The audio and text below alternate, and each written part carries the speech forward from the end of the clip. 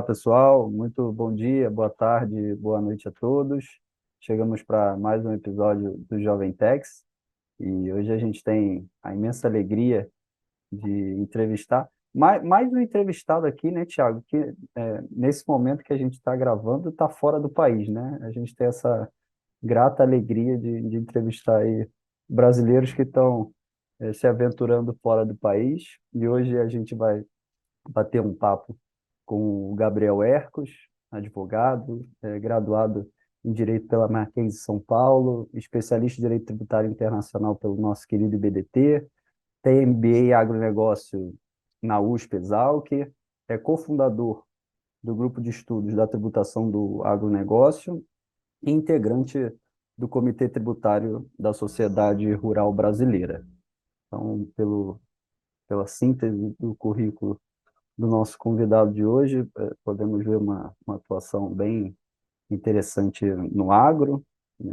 Como a gente fala, um setor muitíssimo importante para o Brasil, para o país, salvo engano, só está atrás na produção de alimentos dos Estados Unidos e da China. Depois me corrija se eu estiver errado, Gabriel. E eu vou passar a palavra para o Tiago para a gente dar início a esse nosso bate-papo, agradecendo muitíssimo ao Gabriel por ter aceitado o nosso convite. Valeu, Vini, Gabriel, obrigado por aceitar o convite, cara. Chamou muita atenção para a gente seu currículo, especialmente esse seu nicho no agro. É uma coisa que a gente vê pouco. Você desbravou um mercado novo, é tão novo, e você tão novo no mercado, desbravou um mercado nichou, virou referência na área. E para a gente aqui no nosso programa é bem bacana ouvir um pouco de quem fez diferente, porque certamente várias pessoas às vezes têm identificação com determinadas áreas, às vezes esportes, às vezes no setor da atividade econômica e pensam como seria como seria bacana poder unir o direito a essas familiaridades pessoais de cada um.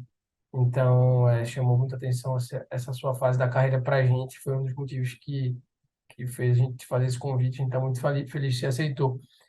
Mas antes de mais nada, se você puder falar um pouquinho sobre a sua vida, sua experiência acadêmica, como é que chegou no direito tributário, por que o direito tributário, por que o direito, contar um pouco da sua história para a gente vai ser legal. Obrigado, meu Thiago. Obrigado, Vinícius. Aliás, eu esqueci de falar, Vinícius. Você é quase o homônimo do meu irmão. Meu irmão chama Vinícius Hercos da Cunha, então é muito parecido. É um nome que eu gosto muito, nada contra o Thiago, Que mas é legal, que legal. Vinícius e é quase igual o nome do meu irmão. Obrigado pelo convite. O projeto de vocês é bem legal. A atuação no agro, ela tá bem intrínseca na minha vida. Eu sou natural de Uberaba, de Minas Gerais. Eu nascido e criado na fazenda. Eu mudei, né, da fazenda para o segundo andar da Angélica, para fazer direito no Mackenzie. Então, assim, foi uma mudança bem, literalmente, da roça para a cidade. Uma mudança bem brusca. Eu sempre falo que esse foi dos, um dos quatro maiores desafios da minha vida. É, Morei durante 6 anos na fazenda. Por que direito? Eu prestei medicina, administração, direito e veterinária. Veterinária era a minha paixão, porque fazenda é minha paixão. Medicina foi por conta dos meus avós, que são médicos. Administração, porque eu gosto de negócios. E direito, porque eu queria ser presidente do Brasil. E direito e política tá muito ligado, né? E eu tinha esse sonho de ser presidente da República. Obviamente, no desenrolar da conversa, a gente vai ver uma desilusão política, mas a atuação política ainda está na veia. E também vem que meu avô materno, ele também teve uma atuação política, teve, porque apesar dele estar vivo, bem de saúde, ele não trabalha mais na política. Ele se candidatou uma única vez a vice-prefeito de Uberaba, perdeu e nunca mais se candidatou a um cargo público, mas sempre teve junto da política. Eu cresci nesse meio em Uberaba também. E meu pai, apesar de não ser político, ele é uma pessoa política, ele também tem muito relacionamento. Meu avô paterno, que é falecido, também é uma pessoa que, apesar de não ter atuação na política, é uma pessoa muito bem quista na cidade. Então, eu tinha esse sonho de ser presidente, por isso que eu prestei direito. Entrei no direito no Mackenzie. No primeiro ano, eu fiz mais ou menos umas 60, 70 entrevistas para aprender a fazer entrevista e eu tinha como meta trabalhar no direito tributário. E por que o direito tributário? Porque eu tenho um tio que é o Gastão Alves de Toledo, ele é tributarista e constitucionalista. Ele foi chefe do jurídico da vice-presidência e da presidência no governo Michel Temer. É uma pessoa que eu, que eu admiro bastante intelectualmente. E eu via que a área do direito tributário é uma área muito rentável, ou era, eu acho. Eu acho o direito tributário o novo, sem demérito nenhum, mas o novo direito trabalhista. Porque muita gente fala que faz, mas acho que pouca gente faz bem feito. Foi por isso que eu escolhi o direito tributário.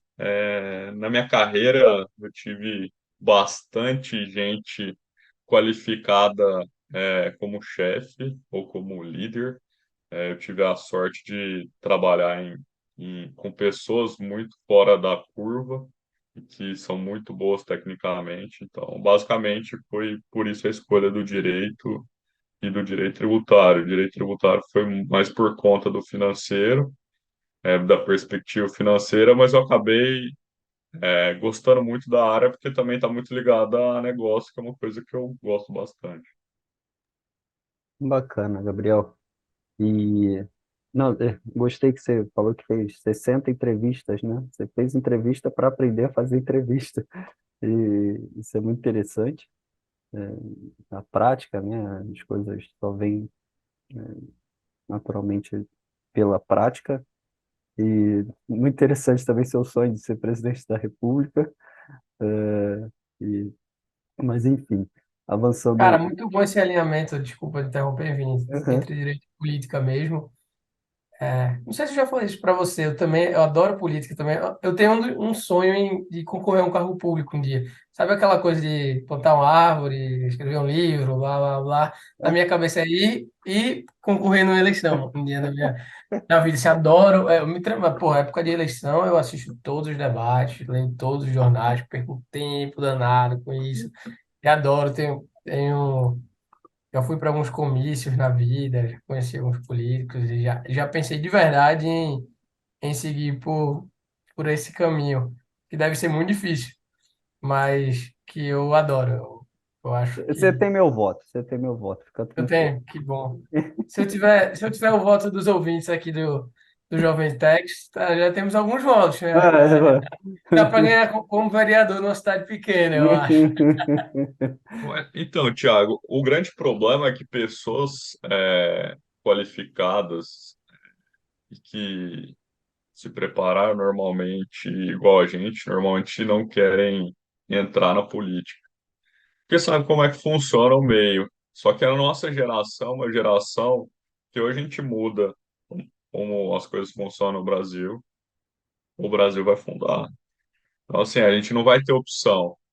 E foi essa opção de trabalhar na política sem estar efetivamente em um partido político, que eu já fui em 4 partidos políticos, e participei da fundação de um,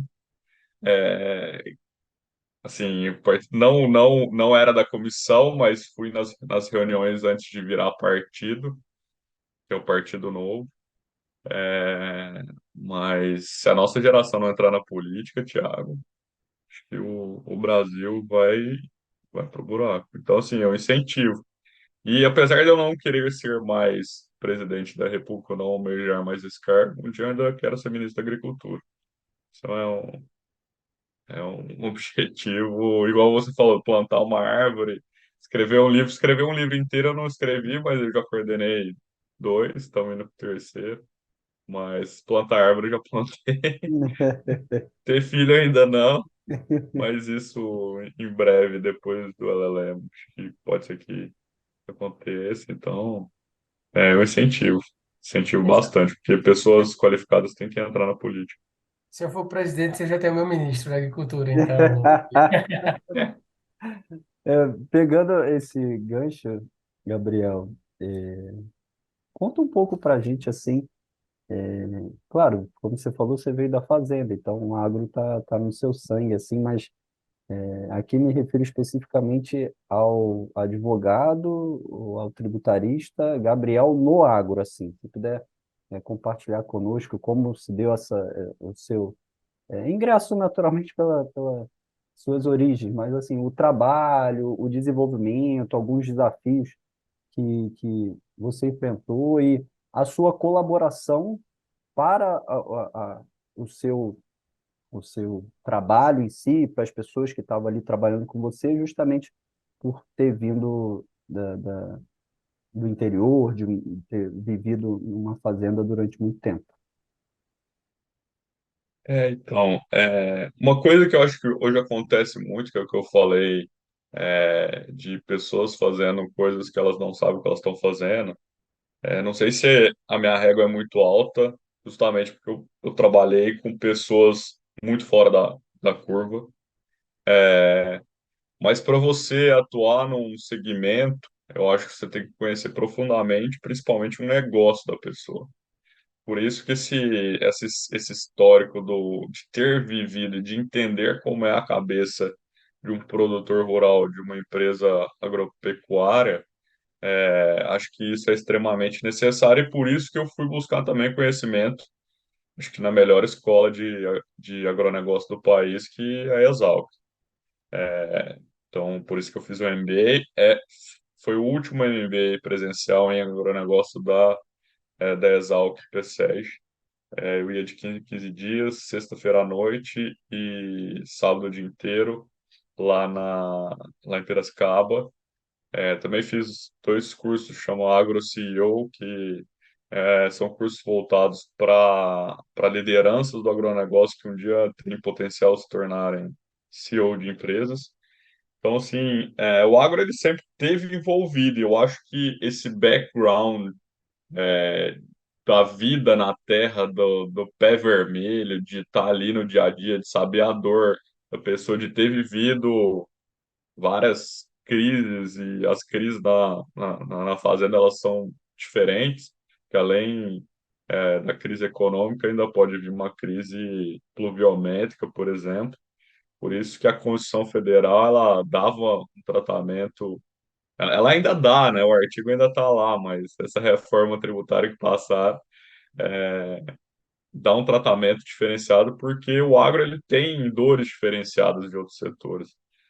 Então, mas especificamente na atuação no agro, em 2016, acho, 2015, eu fui atrás da Sociedade Rural Brasileira, na época, Marcelo Guaritá, e hoje ele é o coordenador do comitê jurídico, do comitê tributário. Eu com a Silvia, e o Francisco Bueno, a gente coordena o comitê jurídico. O Marcelo Guaritá me colocou na Rural, é, participo da Rural desde 2016. Hoje o diretor jurídico é o Marcelo Lemos, uma pessoa também muito importante na minha carreira no agro. É o Marcelo Lemos, o Marcelo Guaritá e acho que a peça no agro acho que mais importante no jurídico é o professor Calcino. Eu fui monitor do curso de tributação no agronegócio dele, né, por duas vezes lá na GV. E o Calcini ele é o pioneiro do setor. Ele, ele é a pessoa que entende muito o que ele está fazendo. Então, o Calcini, ele conhece, ele junta o que ele tem o que eu tento fazer, que é juntar conhecimento acadêmico com conhecimento prático. E o Calcini tem os dois, além dele ser uma pessoa extraordinária. Então, e tem algumas referências no setor, né? Assim, o Calcine com certeza é uma delas. É, a, quem mais? O Eduardo Diamantino, que é uma outra pessoa também de Uberaba, além, obviamente, do Marcelo Guaritá, né? Que eu já tinha comentado. O Eduardo Diamantino também é uma referência dentro do agro.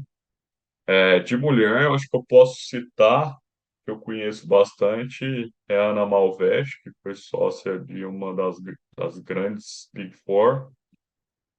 Ela também, ela, ela saiu agora, ela é consultora na área de ESG, mas a Ana Malveste como liderança feminina, tem também a Carol Verginelli, da Deloitte, a sucessora também da da Ana Malveste nessa Big Four, que é a Mayra. E tem algumas pessoas que eu fiquei bem próximas, como Washington Coelho, Marcos Prigoleto. Então, tem pessoas que realmente sabem, vivem o setor. E eu acho que é isso. Eu tento, no dia a dia, conectar o conhecimento acadêmico com o conhecimento de ter vivido o dia a dia do campo. Então, isso veio desde 2016, aí monitor na GV duas vezes, fui monitor da especialização também em tributário lá na GV. A gente assumiu o comitê jurídico da Rural, acho que o ano passado, ano retrasado. Teve também na pandemia, a gente montando, eu, o Thales e o Zé Mara, a gente montando o JETA, o Grupo de Estudo de Tributação no Agronegócio, que hoje virou INJETA, que é Instituto de Gestão e Estudos Tributários no Agronegócio, que hoje tem 250 pessoas, os executivos das maiores companhias do setor. A gente já fez 36 ou 37 webinars com as maiores lideranças do setor, de associações, confederações, empresas, organizações ligadas ao agro, políticos como Romero Jucá, Lupion, como o ex-presidente Michel Temer. Então, a gente conseguiu reunir uma turma, porque o agro, normalmente, ele é igual família, é uma família italiana. Não sei se vocês sabem como funciona. Dentro de casa, todo mundo briga, fora de casa, todo mundo se defende. Então, o agro, ele tem suas especificidades, né? O produtor rural e as grandes empresas, normalmente eles têm interesses difusos, mas o objetivo principal do JETA é tentar unir essas pessoas, tentar unir essas entidades que são, é, dizem que é a maior bancada, do Congresso Nacional, que é a Frente Parlamentar do Agronegócio, liderada pelo Lupion. Só que como tudo na política, dizem porque eu acho que na hora do vamos ver, eu acho que não tem isso tudo. E também tem a frente, ela é composta por pessoas tanto da esquerda quanto da direita. E sem entrar em viés político, o Injeta foi criado para defender os interesses do agro. Então, assim, sem deixando se é presidente A ou se é presidente B, a defesa é setorial para melhorar a tributação no agronegócio. E não tem defesa, vamos melhorar para um e não vamos melhorar para o outro. Não, vamos tentar chegar um denominador comum. E foi isso que a gente fez em 2020, que a gente viu que a PEC 45 vinha forte, a gente conseguiu fazer um movimento. O Jetta foi criado bem pequeno, mas a gente criou uma história, a gente já participou de curso, A gente é, já, a gente já fez bastante coisa, livros, a gente está no terceiro livro. O último a gente teve como parceria a CNA, um órgão importante, acho que um dos mais importantes, uma das mais importantes entidades que defende o setor. Então, essa é a meu start no agro e por que que eu cheguei até aqui.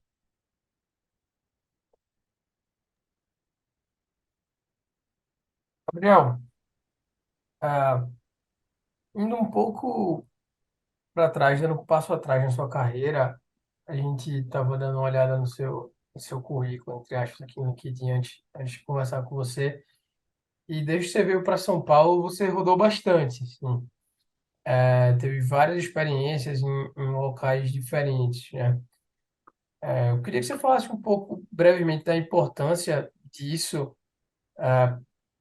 Várias pessoas, vários entrevistados têm experiências bem diferentes aqui, né, Vini? Tem gente que entra numa empresa e passa a vida inteira lá, até chegar a cargos de liderança. Tem gente que picota, depois abre o seu negócio. Tem gente que em vários lugares, depois acha um e faz a carreira nele. Não tem muito receita de bolo, mas assim, você teve experiências interessantes. Estagiou, por exemplo, em histórias grandes, teve experiência no Matos Filho, depois passou bastante tempo em Big Four, trabalhou em banco, trabalhou como advogado também em grandes escritórios, trabalhou no Machado Meyer, e depois passou algum tempo lá no Ficão, onde você virou sócio, e agora você tem uma carreira mais solo. Conta pra gente um pouco o que é que foi ter experiência em tantos lugares diferentes, em tantos escritórios, como você viu que, pô, isso aqui é legal, mas não é para mim, isso aqui talvez não seja o que eu estava pensando, eu vou procurar outra coisa. E depois que você passar por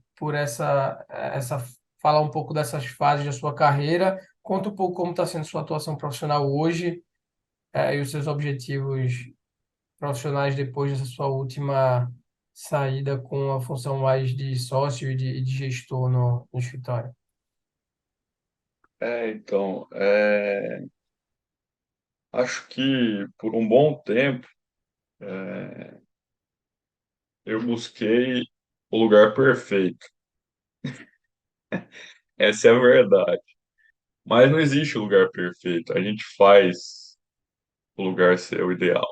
Que tudo na vida tem pontos positivos e muitos pontos positivos e tem muitos negativos. Cada lugar que eu passei tem vários pontos positivos. Alguns têm vários pontos negativos, alguns têm poucos pontos negativos. Mas, assim, que esse conjunto de experiências me deu? É o que eu falei, não existe lugar perfeito, existe o lugar que você quer estar. E hoje em dia, eu teria tomado algumas decisões diferentes que eu tomei, porque a maturidade ela te dá uma visão diferente, a experiência, por isso que advogado normalmente a carreira começa a deslanchar com mais experiência ou com cabelo branco ou faltando cabelo, no meu caso está começando os dois.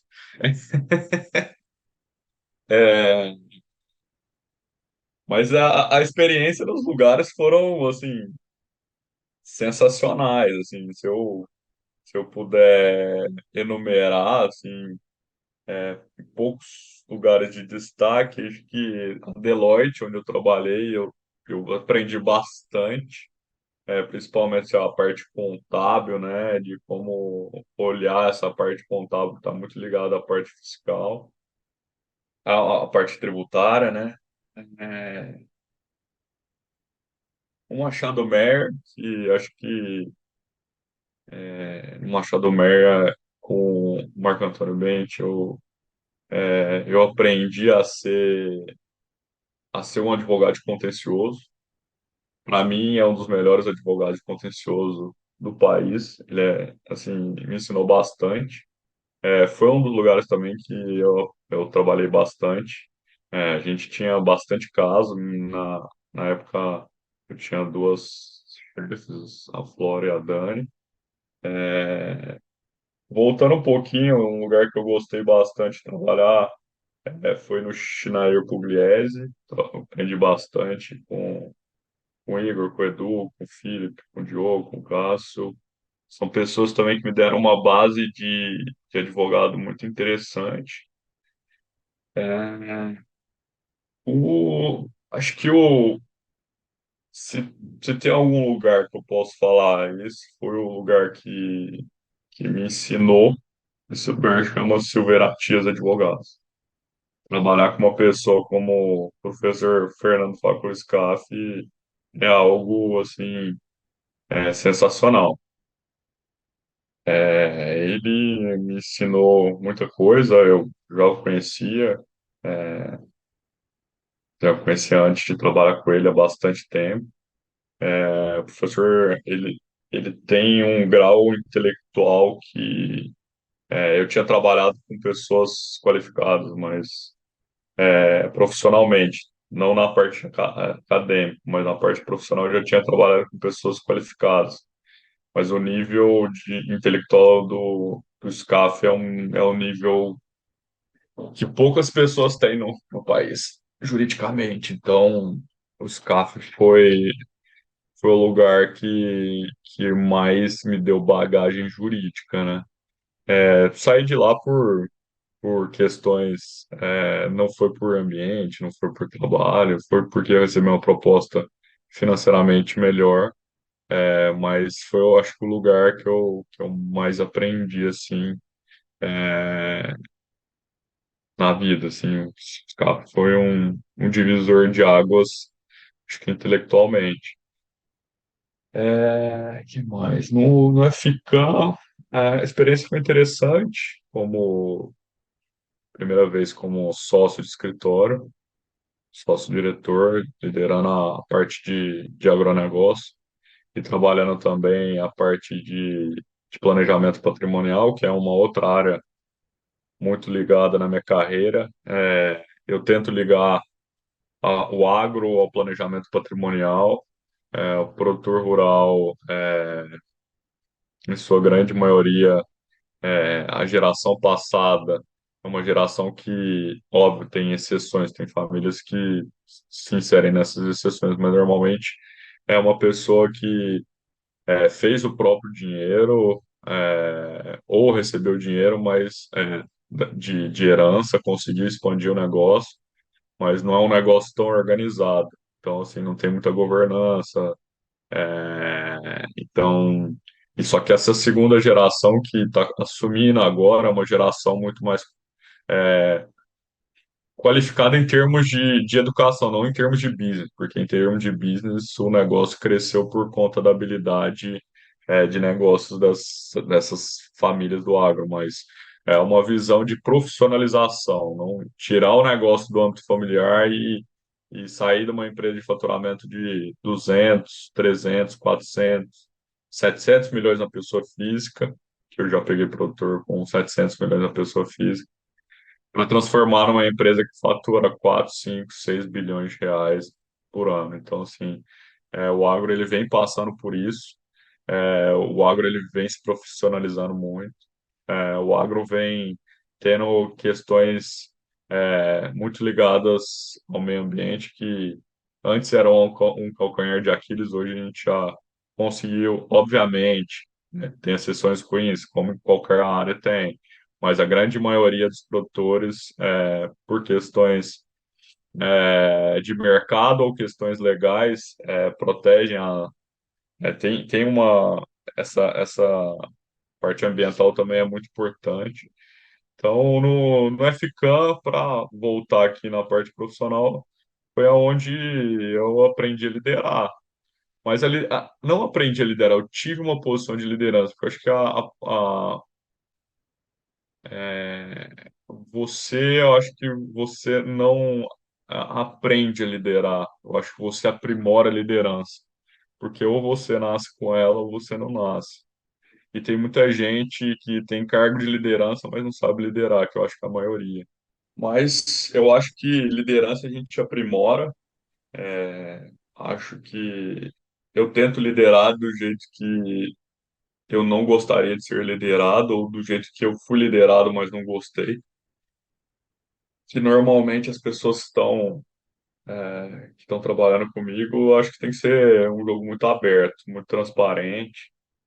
E eu acho que o FK me deu a oportunidade de assumir a posição de liderança, né, efetiva, porque na Corpag eu era gerente de relacionamento, mas só tinha uma pessoa abaixo, né, de liderança. Então, assim, foi uma liderança curta, mas curta não, com poucas pessoas, né?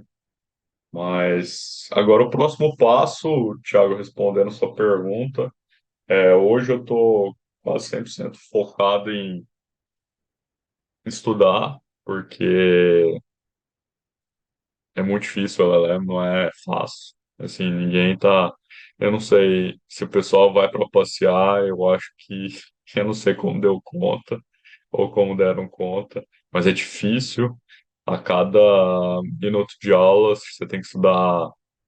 Dizem que são 3 fora de aula, mas eu acho que são. Acho que é mais. Acho que vai dar uns 5 ou 6 em cada. Então, é, futuro, assim, tá bem aberto. Eu ando conversando com bastante gente, bastante, bastante. Eu ando trabalhando com 2 pessoas em casos de planejamento patrimonial, mas nada eu ando procurando o próximo passo. Não sei se vai ser o próximo passo empreendedorismo ou se vai ser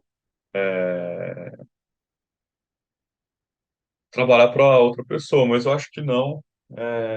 Eu acho que. Vamos ver, eu não decidi. Esse ano sabático foi um ano para pensar, sabático entre aspas, porque tem que estudar bastante.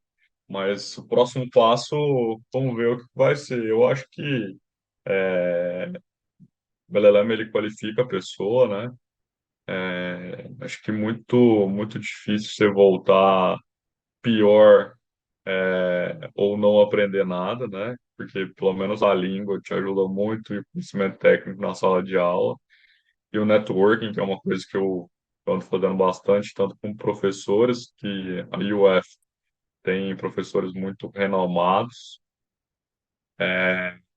e, e tem o Injeta também, né? Por isso que eu falei que eu não estou 100% e eu ando fazendo trabalho com essas 2 pessoas também.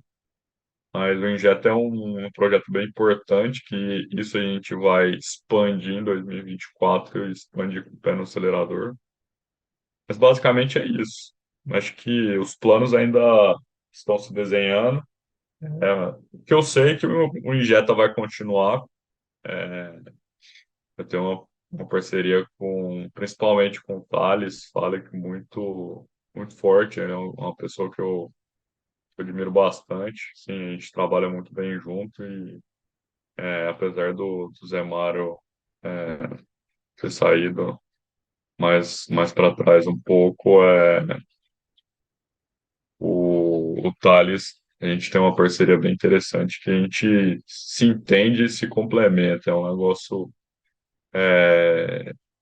Tem defeito que ele tem, que eu não tenho, tem qualidade que ele tem, que eu não tenho, então meio que a gente se complementa e a gente está criando algo interessante, movimentando o setor, né, movimentando muita gente, tentando ajudar, e é um negócio totalmente pro bono, assim, não tem fins lucrativos.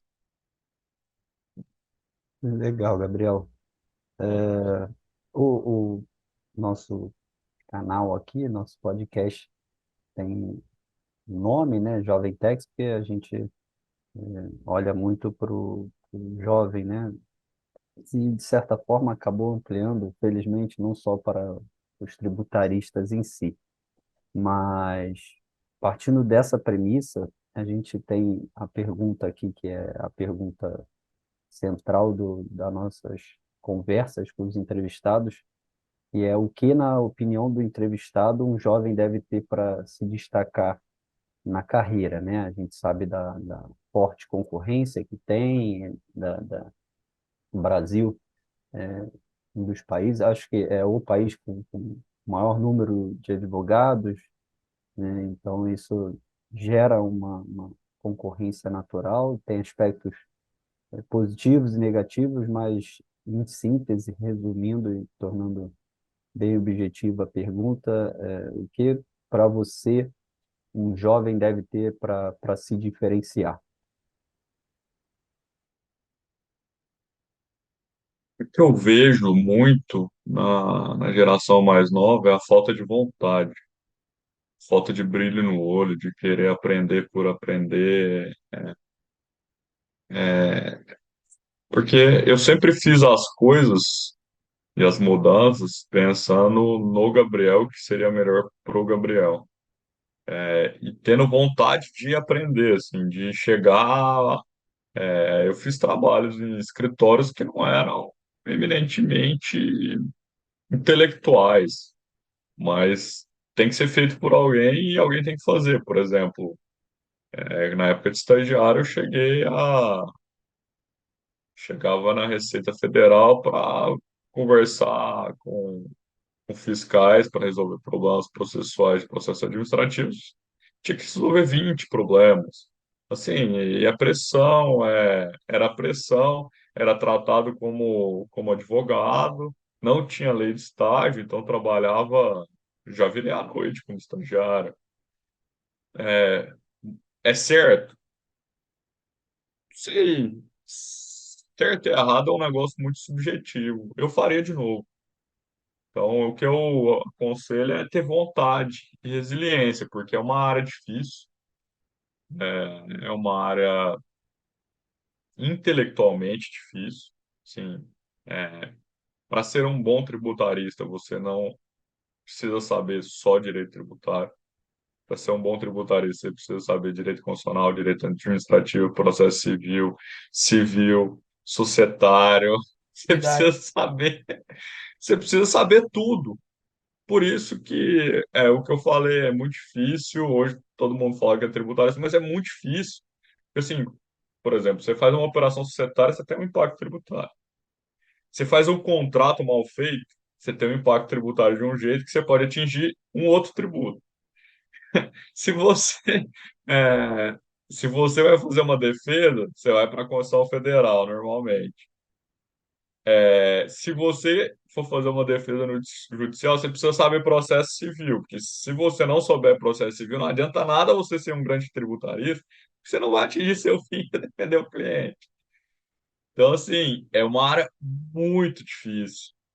Se tiver, por exemplo, no direito tributário, você tem que saber direito administrativo, principalmente ato administrativo, essa parte de direito administrativo, que às vezes você pode ganhar um caso neste ponto. Então, assim, para ser um bom tributarista, você precisa saber quase tudo. Por isso que eu falei que sobre os CAF, que é uma das mentes mais brilhantes que eu conheço, porque ele sabe navegar por tudo. Uma outra pessoa que eu falei lá no começo que me inspirou aí para o direito tributário é o meu tio, Gastão Alves de Toledo. É, São pessoas totalmente distintas, o jeito, o perfil do SCAF, o perfil do meu tio, mas intelectualmente brilhantes. Assim, se um dia chegar a ser metade do que eles são. E além, eu vou acrescentar um terceiro, assim, se alguém tem modelos, assim, intelectuais, ou um outro é o Dr. Roberto Quiroga. O Dr. Quiroga é um dos melhores advogados que eu já conheci. E é uma pessoa também que, igual o Scaff, igual o meu tio, que não tem muita vaidade. Acho que outra coisa que a gente, se fosse dar um conselho, além de de vontade, de resiliência.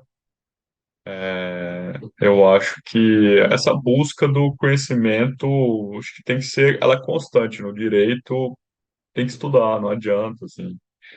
Outras áreas você até consegue não estudar, mas no direito tributário, principalmente, você não consegue.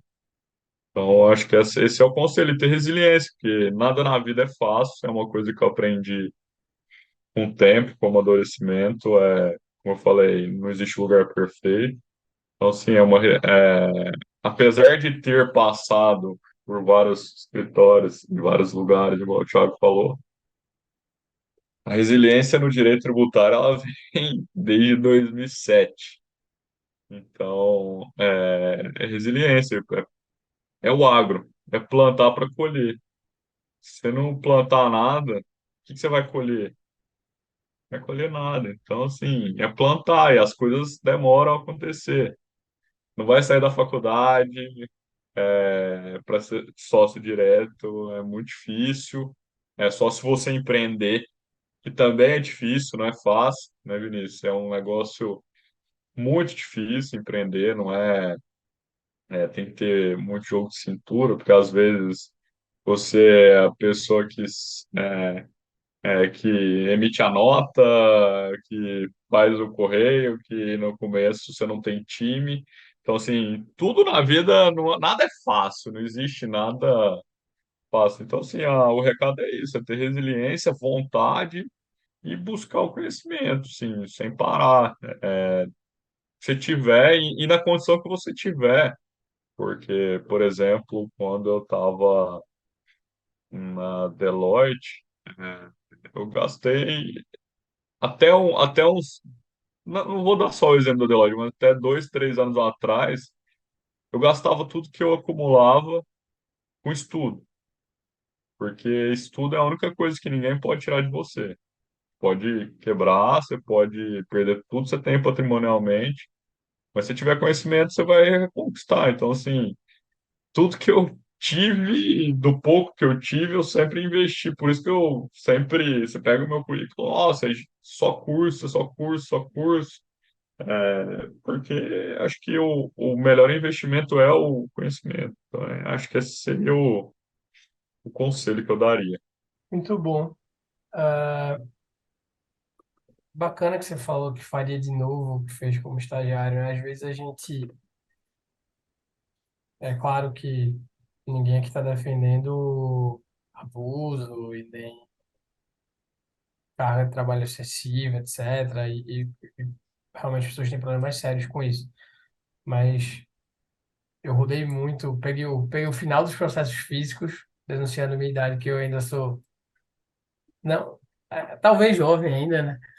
Mas, sim, meu Deus, eu peguei fotografar processos com 3.000 páginas, ia no fórum e sempre com a pulga atrás da orelha de que talvez aquilo não tivesse me dando um conhecimento técnico que eu queria aí, como estagiário, e já queria sair da faculdade tecnicamente muito capaz, pensando no mercado, mas aquilo ali dá outras coisas, que não só o conhecimento técnico, né? E são maturidade, vontade de vencer, etc. Saber ali, às vezes, os perrengues que você passou, até para ter um pouco mais de resiliência em alguns momentos da carreira, que é bem importante. Mas, Gabriel, a gente já falou um pouco sobre seus planos para o futuro, que seria talvez a nossa próxima pergunta. Vini. Então, infelizmente, caminhando aqui para o nosso final, se você quiser mencionar um pouco aí sobre o LLM, como está sendo, se a experiência está valendo a pena, e emenda também para falar um pouco de você, um pouco do Gabriel, da sua vida, dos seus hobbies, um pouco fora do direito tributário, como as coisas se terminam ficando interligadas, né? Mas fica à vontade aí para falar um pouco de você, da indicação de livro, música, podcast, documentário, qualquer coisa que você ache bacana para os ouvintes eventualmente beberem aí da sua fonte e ajudar o pessoal que está nos ouvindo aí. Vamos lá. Estou fazendo meu LLM na Universidade da FOP. Hoje é considerado o segundo melhor LLM pelo último ranking de Tex, mas briga com Georgetown para ser o segundo. O primeiro é Nova York. Gainesville é uma cidade pequena, uma cidade que eu já morei em 2013. Eu fiz um curso de inglês na própria universidade em 2013 aqui. É uma cidade que eu já conhecia, uma cidade boa. O LLM, eu vou te falar que o desafio ele é maior do que eu imaginava. Eu acho que eu subdimensionei. É muito difícil ler tudo que tem que ler em outra língua, fazer apresentações em inglês. Tá numa sala com 90 pessoas, com gente do mundo inteiro. Tem gente da Índia, China, Coreia do Sul, Peru, Bolívia, México, Argentina, Porto Rico, Ilhas Caimã. Então, assim, e você faz aulas com alunos só de LLM e você faz algumas matérias que aqui os alunos de graduação eles conseguem fazer matérias com LLM. Então, eles saem graduados em Direito e com LLM. Então, tem sala, tem matéria que tem 90 pessoas. Então, e meu inglês era um inglês bom, mas eu não sei se era um inglês fluente. Então, assim, no começo, e principalmente com as coisas com que você tem que ler, que é muito técnico, e às vezes um inglês muito antigo, a gente pega, lê decisões de 1920, 1930. Então, um inglês técnico diferente, é, o inglês que você demoraria, por exemplo, numa coisa normal, 10 minutos para ler, você acaba demorando uma hora, porque você tem que entender, tá explicando. Além disso, o sistema tributário americano, pelo menos o que eu ando fazendo, eu ando fazendo muita matéria de imposto de renda. Você tributa tudo, exceto 1.800 exceções. Então, sim. É muita exceção, de exceção, de exceção, de exceção, é muita regra, é muita política fiscal que muda com o presidente. Então, em 2017, a gente teve uma política de redução de tributos que reduziu tributos para as empresas e aumentou a carga tributária, tirando algumas deduções de pessoas físicas. Então, é muita exceção da exceção. O jeito de estudar é totalmente diferente. Aqui o professor, normalmente, ele não dá aula, ele resolve o exercício, então você já tem que ler tudo que você tem que ler. No mestrado também é assim. No Brasil, obviamente, você tem que estar preparado, mas o professor, ele dá aula. Eu fiz 2 matérias no mestrado da USP, o professor, ele dá aula, né? Aqui não, aqui ele só discute. Então, o LLM, além da bagagem de inglês técnica do International Tex, do Tex, ele também te dá conhecimento, conhecimento cultural, né? Porque tem várias. Você aprende a lidar com várias culturas diferentes. O que no Brasil pode ser é, legal, pode ser interessante na cultura de outro país. Então, pode não ser, então você começa a tomar um certo tipo de cuidado e postura no que falar, no que não falar. Então, esse é um outro ponto interessante sobre a Lelé. E qual que é, sobre hobby. Meu hobby, eu gosto muito de sair com os amigos e família, eu gosto muito de festa, assim. Hoje eu tô muito caseiro, né? Mas eu gosto muito de festa.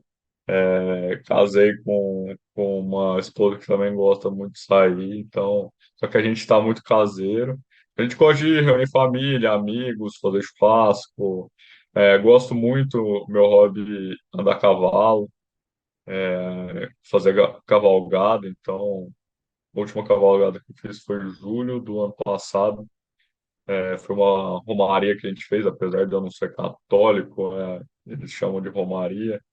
A gente andou a romaria inteira 120 quilômetros, eu consegui andar 80, porque tinha músculo que eu nem sabia que existia no meu corpo, mas estava doendo. Então, andar a cavalo, jogar tênis, é um outro esporte que eu gosto.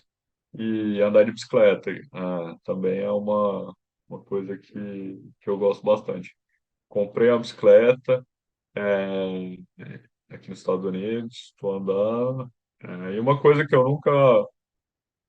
nunca tive no Brasil, eu comprei um patinete elétrico também. Então você começa a mudar seus hábitos de não querer investir também num carro, né? Porque eu acho que não tem necessidade, porque o transporte público aqui na cidade ele é muito bom, ele é de graça, a cidade é pequena, mas assim, para pequenas distâncias, o patinete elétrico ele funciona bastante.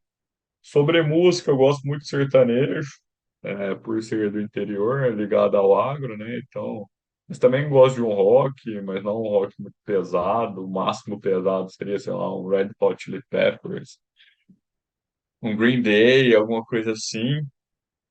Quando eu tô nos momentos de estresse, apesar de ser da roça, acho que a parte sofisticada vem à tona. Eu gosto de música clássica. Acho que um Vivaldi, um Beethoven, alguma coisa assim, deixa a gente mais tranquilo. Então, eu não gosto de funk, assim, acho péssimo, respeito quem gosta, mas eu não gosto. Samba, fui no Sapucaí o ano passado, gostei do evento e tal, mas não gosto de samba.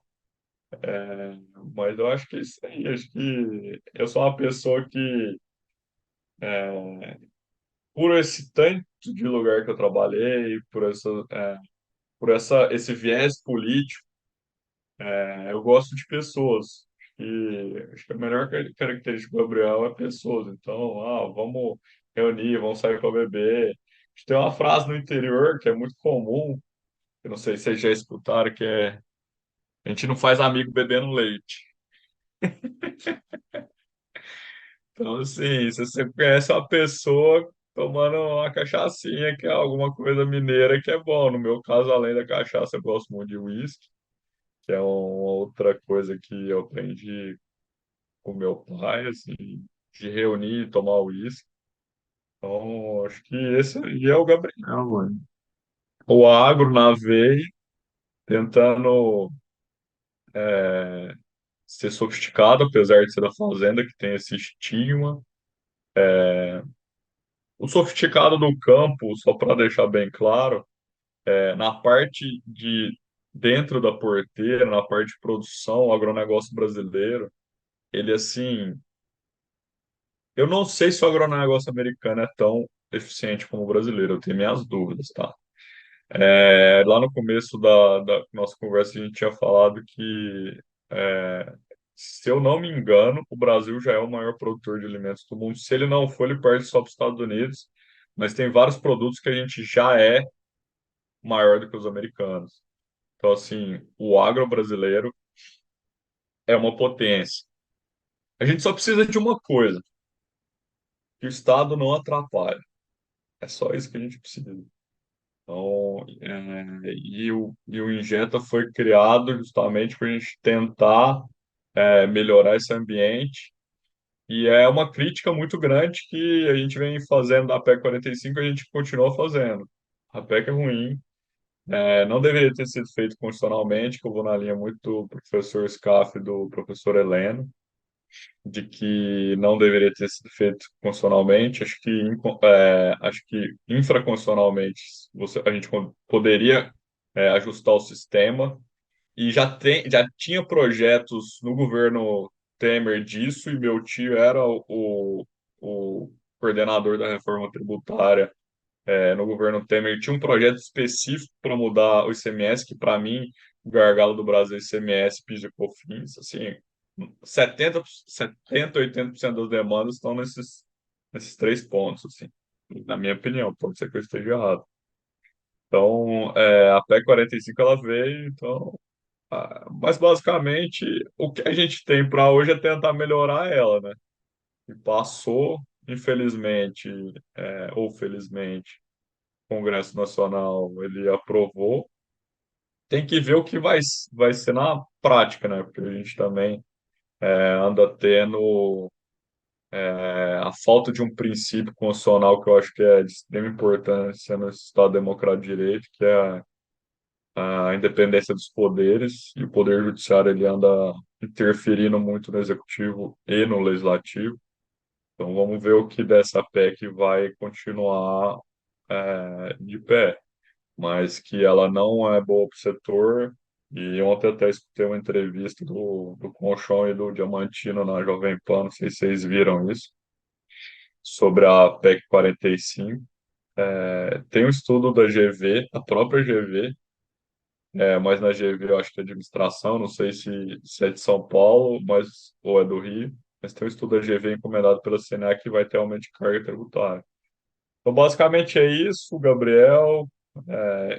Esse. Quem quiser me contactar, o meu LinkedIn está à disposição. Pode ligar para trocar ideia de carreira. Esses dias eu até indiquei o Thiago para um amigo meu conversar, que é uma das pessoas que eu já trabalhei, já liderei, uma pessoa fantástica, ao Pedro, para ele trocar uma ideia, porque ele queria conversar sobre carreira e é isso. Se alguém tiver alguma dúvida de agro, quiser perguntar alguma coisa, de curso, hoje tem vários cursos bons para fazer na área do agro. Tem IBET, tem o do Calcine, tem que ele dá aula na GV, tem o do INSPER.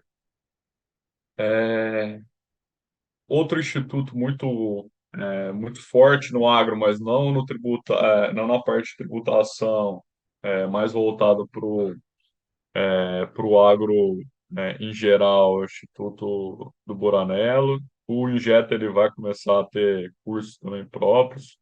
E outra instituição que tem coisas muito boas no agro é a PSEG. Para quem está mais novo de carreira, eu recomendo o MBA em agronegócio, apesar de ser virtual, o MBA do PSEG da Exalc, né? Ele é bom. Lá tem cursos muito interessantes no P7. Para quem está mais em cargo de liderança ou quer buscar algo mais parrudo, o AgroCEO, que é esse curso que eu fiz é, na, no P7, ele é muito bom também. Maravilha, Gabriel. Obrigado por se disponibilizar e aos nossos ouvintes para eventualmente tirar dúvida com você, né? Acho que quem tiver interesse para entrar no agro, ninguém melhor que você para dar esse empurrãozinho e talvez confirmar algumas questões e esclarecer algumas outras. E, enfim, só mesmo te agradecer pelo excelente bate-papo. A gente tinha uma previsão inicial, mas foi tão bacana que o tempo se estendeu. A gente fica muito feliz por você ter compartilhado parte da sua trajetória pessoal, né? Também você trouxe diversos aspectos pessoais aqui da sua vida. A gente fica muito feliz. E antes de passar a palavra para as últimas considerações, eu vou pedir ao meu querido amigo e sócio Tiago que faça as últimas considerações dele. Valeu, Gabriel, cara, prazer em te conhecer. Mais uma indicação da Diana pra gente. Seríamos sem A ela, né? chefe, É... ex-chefe, Ah, ela foi sua chefe no Machado? foi. Que eu não trabalhava direto com a Diana, porque na época ela não era sócia, ela ficava no escritório de Brasília, mas a gente trabalhava tinha o mesmo chefe, que era o Marco Antônio Pente. Então, ela foi minha chefe, porque ela era advogada sênior na época. Então, a Diana é uma pessoa com quem eu trabalhei muito, é uma das pessoas que é mais bem preparada no contencioso, principalmente com questões em Brasília. Com certeza ela é uma das pessoas mais bem preparadas, não é à toa que ela não é sem motivo que além de tecnicamente no âmbito acadêmico, ela também, acho que ela fez LLM, foi na França, se eu não me engano. Na parte profissional, ela se tornou sócia de um dos melhores escritórios do país, né? É isso aí, a gente agradece muito por mais uma indicação dela aqui pro nosso podcast. Foi muito legal saber mais de sua carreira, como você sabia da sua origem na fazenda, muito legal. E dá para perceber quando você fala que você gosta muito do que você faz e que você tem muito orgulho de onde você veio e do seu trabalho. Isso para a gente é muito inspirador, cara. Foi um prazer te conhecer melhor e volte aqui mais vezes. Quando você estiver no Brasil, a gente se encontra também. Valeu, meu amigo. Deixa. Depois, se vocês quiserem indicações também de pessoas, com certeza Por favor, é, sempre bem-vindo. a gente pode colocar em contato, inclusive transformar o Jovem Tex em Senior Tex também. A gente tem muito, muita gente muito boa com cabelo branco, ou sem ele, né? Ou, no caso também, brincadeira, mas a gente tem muitas mulheres hoje, por exemplo, a Diana, que já foi entrevistada, né? Mas a gente tem muita gente mais velha que tem muito a ensinar também pra gente. Acho que a gente sempre aprende, né? Muito bacana.